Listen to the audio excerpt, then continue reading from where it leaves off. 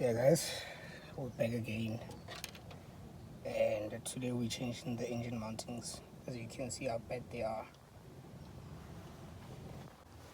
So yeah, as you all know, this is the BMW e30 M10 motor. So there is 117 nut that goes in here, that holds the engine mounting on the top, and there's one underneath that I need to unbolt. It's 17 all in all. So I've managed to remove the first one. Right there you can see, here's how it looks. It's in two pieces, as you can see. It's dead, it's done. This has been alive for more than 36 years if I'm not mistaken. So we got those new babies and we're about to throw them in.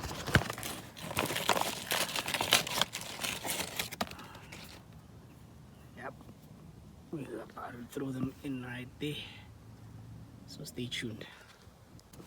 So yeah guys, it's out with the old and in with the new. There's a lot, but they still need to be done on this. The suspension, I still need to work on it, like 95% of it, but yeah. So yeah, ladies and gents, there you have it.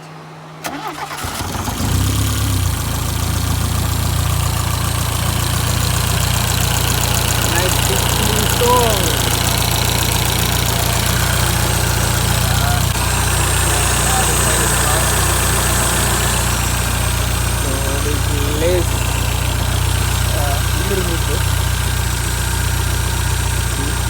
Less shaking of the engine. My bonnet doesn't have a fender or whatever you call it, but so I have to hold it up. That's why it's shaking a bit like this. But yeah, there you have it. Engine mounting installed.